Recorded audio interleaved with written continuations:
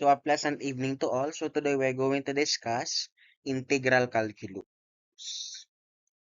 So we're going to have the introduction to integral calculus. We're going to discuss first the definition and application of integral calculus and the course outline. So what is the meaning of integral calculus? So saan ba ginagamit? Ano ba yung definition ng integral calculus? So integral calculus is a branch of calculus where we study integrals and their properties. Integration is an essential concept which is the inverse process of differentiation. So when we say integral calculus, we are dealing with antiderivatives. Unless yung sa kabila po sa derivative, we are dealing with the differentiation properties. Both the integral and differential calculus are related to each other by the fundamental theorem of calculus, as according to Byju's.com. So when we say the fundamental theorem of calculus, we're dealing with limits, differentials, and integrals. Ano? So dito po sa integral calculus, this is also called as calculus 2 sa college po. So what is one main application of integral calculus? So we have the area between bounded curves. So this curve, this is a trigonometric curve, and this curve naman po is also a trigonometric curve. So yung area nga po dito na bounded by these curves, yung dito pong vacant area dito, we're going to compute the area or the volume. So that is the application of integral calculus. So dun po ginagamit ang integral calculus. So what will be the course outline for integral calculus? So under chapter 1, the indefinite integrals, we have the 11 topics. We have the power formula, the exponential functions, the logarithmic functions, the trigonometric functions, the transformations by trigonometric formulas, the inverse trigonometric functions, the hyperbolic functions, the integration by parts, and then the two main substitutions, the algebraic and trigonometric substitutions, and the integration by rational functions. So, ang pinaka-first natin na dapat nating matutunan sa integral calculus is the power formula. So, ang ating next slides, makikita po ninyo what is the power formula. And after that, proceed po tayo sa exponential, logarithmic, trigonometric functions, and baka abutin pa po natin itong by parts and substitutions and partial fraction decomposition. And chapter 2, we have the definite integral, the introduction to definite integral, and the Wallis's formula. For the transformations by trigonometric formulas po ito ginagamit. And the application, we have the plane areas. So we now proceed with our lesson number 1 in integral calculus, which is the power formula. At the end of the lesson, the student must be able to recall the different differentiation properties and apply the power formula in getting the antiderivative or integral of a function.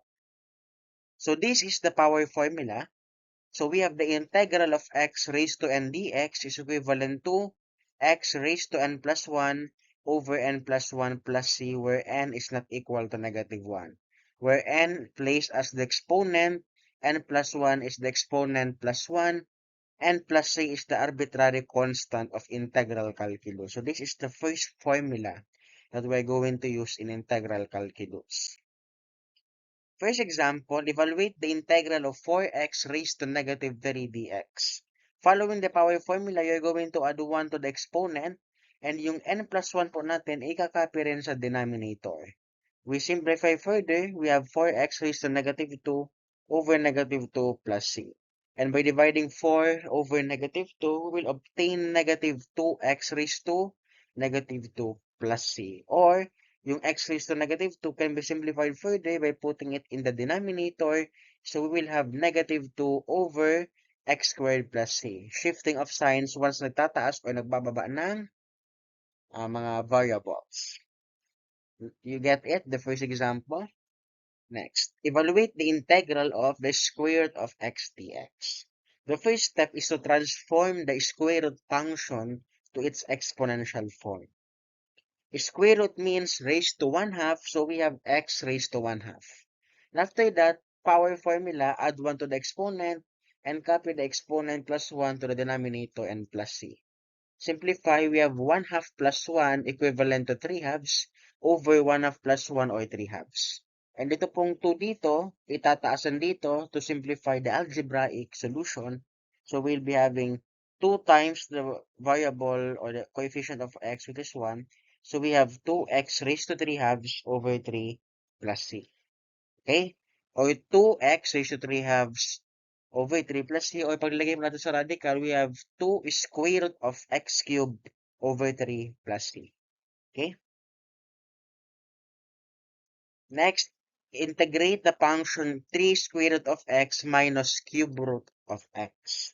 So dito, makikita po natin dito, we are going to simplify or remove first the numerical coefficient and focus on getting the integral of the x variable. So dito sa first term, we have 3 square root of x.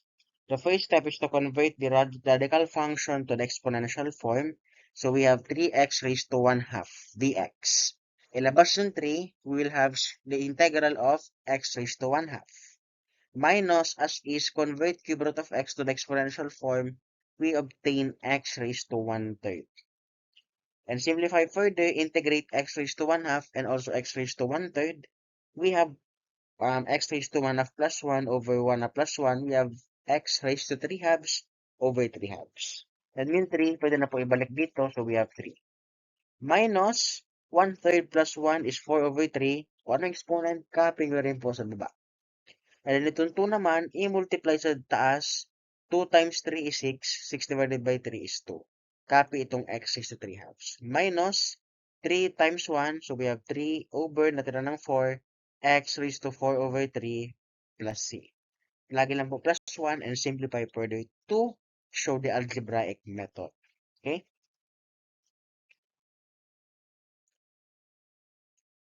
Next, integrate 2x minus 1 raised to 9 dx. So dito napakadali. So we're going to use u substitution, but this is the power formula. Let u be the binomial inside the parentheses, 2x minus 1. And let du be the derivative or derivative of 2x minus 1. And add dx. So the derivative or derivative of 2x minus 1 is simply positive 2 dx. And what we say neutralizing factor. Neutralizing factor is to neutralize the coefficient 1. Ang derivative po ng 2x minus 1 is simply 2, pero walang 2 sa labas. So we multiply it by the derivative 2 dx, and the neutralizing factor is simply the reciprocal of 2, o yung inverse niya. The reciprocal of 2 is 1 half. Okay, yung kabaliktaran niya, pag flip mo siya, that is the neutralizing factor. So we have now neutralized because 2 times 1 half is 1. We now go to integration. 1 half times 2x minus 1 raised to 9 plus 1 over the exponent 9 plus 1, which is simplified to 1 half times 2x minus 1 raised to 10 over 10 plus c. So we have 1 times 2x minus 1 raised to 10. Simply copy nyo lang po 2x minus 1 raised to 10 over 2 times 10, which is 20 plus c. Okay? Evaluate the integral of 3x squared square root of 3 minus 2x cubed dx. Same process, example number 4. Determine the u, which is the variables or the term inside the radical sign, the radical itself. Let u be 3 minus 2x cubed. Let du be the derivative of 3 minus 2x cubed, simply negative 6x squared dx. Next, i-observe nyo sa labas, meron ba tayo dito nakuwang derivative? Di ba meron tayo, the derivative is simply negative 6x squared, but nasa labas is only 3x squared and kulang na negative. So para maging 6x squared to, we need to multiply it by negative 2 because 3 times 2 is 6. And the neutralizing factor is the reciprocal of negative 2. Yung kabaliktaran niya. Negative 2 is written as negative 2 over 1. So the reciprocal is simply negative 1 over 2. Pag satisfied na siya, dapat pag multiply nyo itong nf times the du is 1, we now proceed with integration. So we have negative 1 half times 3 minus 2x cubed raised to 1 half plus 1 over 1 half plus 1 plus 3, or simply 1 half plus 1 is 3 halves. And then yung 2 dito, i-multiply sa 1, negative 2 na siya over 6, and then divide, simplify, negative 2 over 6 is simply negative 1 over 3 times 3 minus 2x cubed raised to 3 halves plus c. Okay? And for the last example, the trigonometric function, evaluate the integral of 4 sine of 2x times 1 minus 4 cosine of 2x raised to 5 dx. Let u be the term inside the parentheses 1 minus 4 cosine of 2x, and let du be the derivative of the u. The derivative of 1 minus 4 cosine of 2x is simply 8 sine of 2x dx. Since ang nasa labas is only 4 sine of 2x, yung 4, kulang na ng times 2 maging 8, so multiply by 2. And the neutralizing factor is 1 half. And simply, diretso na po tayo. Add 1 sa exponent. Kung ano exponent dito, i-copy sa denominator. We have 1 half times 1 minus 4 cosine of 2x raised to 6 over 6 plus c. Okay, simply, simplify natin 1 over 12 because 2 times 6 is 12 times 1 minus 4 cosine of 2x raised to 6 plus c. So you have the integral of the function. Same process, different functions involved, but the solution is very similar to each other.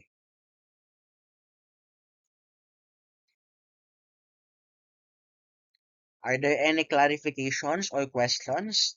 Okay, so for this is the first lesson in integral calculus, and after watching this video, we're going to post the asynchronous activity in the GC to be submitted next week. So I hope you have a good day and keep safe to all. Goodbye.